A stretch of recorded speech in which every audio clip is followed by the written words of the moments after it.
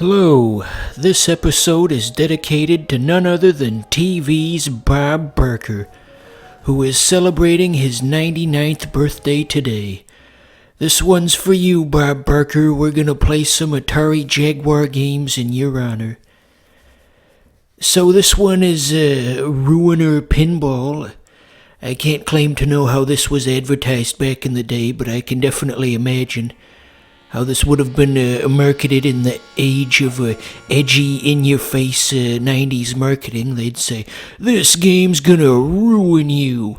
You're gonna live in a storm drain with leaves in your hair." Anyway, so the nuclear Armageddon seems to be a theme here. You see the slowly ascending flame. It's rather reminiscent of one of the versions of Doom. Wasn't there a Doom port that opened with everything going up in flames? Or maybe I'm thinking of Cheech and Chong up in smoke. 'Cause, you know, that was the whole thing of the movie, is that they got engulfed by a rising 50-foot-high flame. Anyway, let's play the game here. So there's two boards, if you saw that menu at the beginning. There's a nuclear Armageddon theme, and there's a demonic evil theme.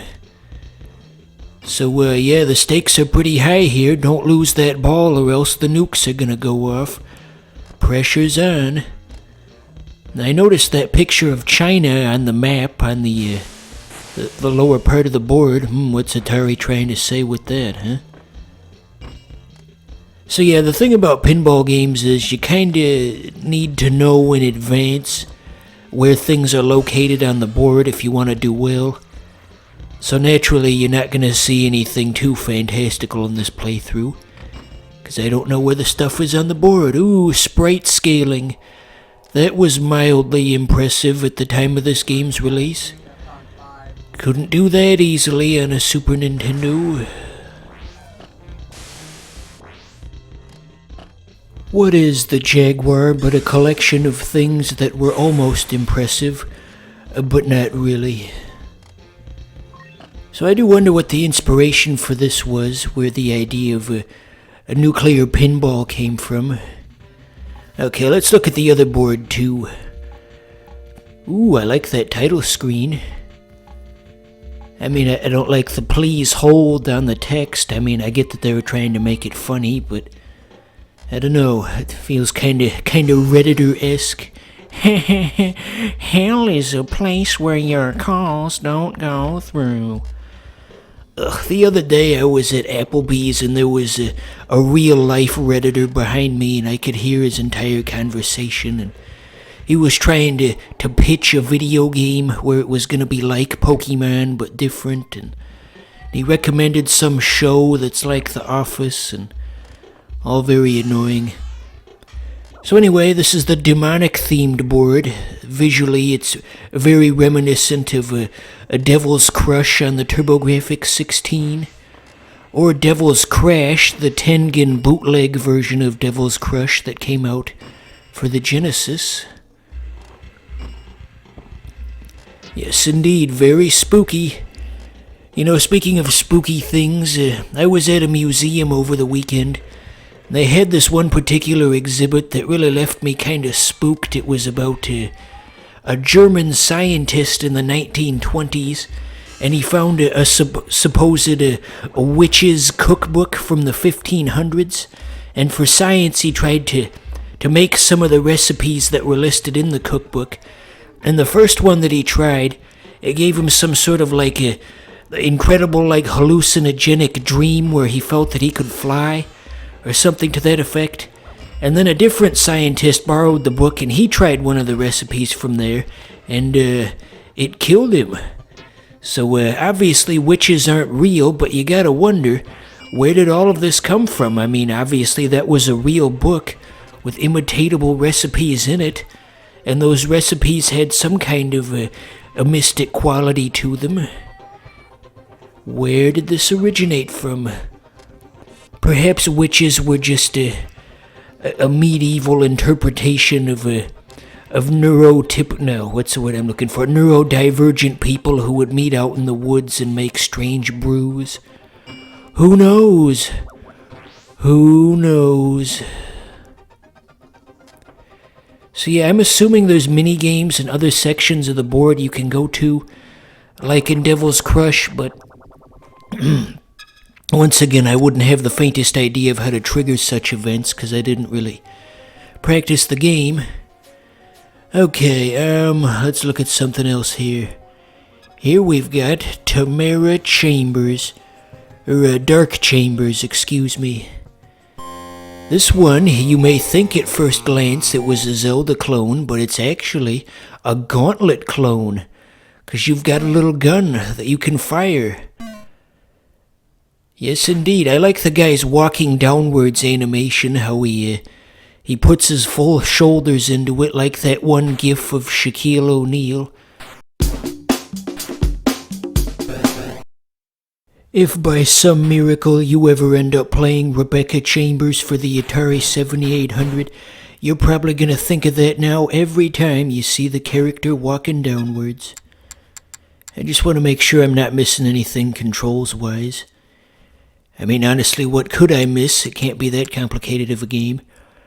Although we did have that 5200 game in space that had like 16 buttons, but nonetheless, I don't know if a game like this or like Gauntlet could really succeed in a modern competitive landscape, you know. I feel like it's a bit too simple, just walk around and point and shoot. Although that's basically what Vampire Survivors is, and everybody likes that one. So who knows? What the hell do I know? Anyway, what was I gonna say? So yeah, the Gauntlet series just kind of faded out after the PS1 era, I believe. That's the most recent entry in the series that I'm aware of. Gauntlet Dark Legacy for the PS1, N64, and Dreamcast.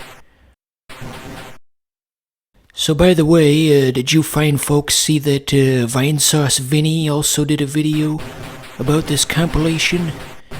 I just hate it when the big channels steal my thunder. This was supposed to be my thing, you know? Let it be known that any channel with over 100,000 subs is a sworn enemy of this channel. All the big content creators out there, they don't even seem like real people to me, with all of their sponsorships and their constant reminders to like, comment, and subscribe, and they're smiling so much you wonder if they've even got a central nervous system. If you're watching this and you've got over 100,000 subs, well then you can just go run out into traffic. All I need is my two fans watching me play Rebecca Chambers for the 7800, where you traverse a dark landscape and pick up cheese wheels and shoot at ghosts. That's all I ever need.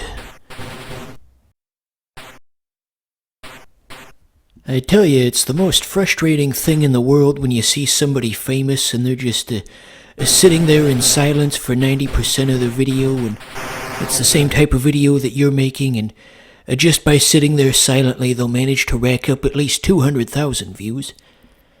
I feel like when you get famous enough, you can get a baseline of 50,000 views on pretty much anything you make. So you can just start dumping unedited sludge on those hogs that watch your videos, and they'll gladly sit there and slurp it up. But I'm not bitter or anything. Besides, if I were famous, I'd probably get cancelled almost immediately. You know what the social climate is like. You can't say dip. How dare you say that the bathrooms at the mall are dirty, you ableist! I'm gonna come find you!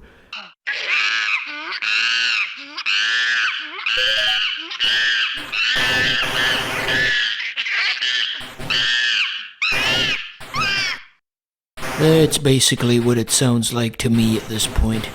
I have completely lost all energy to follow the latest internet drama, and everybody just sounds like a damn chimpanzee, more or less. That was the bomb, by the way.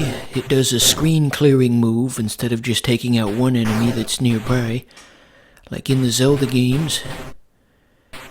A nice subversion of the trope. Okay, I think it's fair to say we've seen everything there is to see in Wilt Chamberlain the game.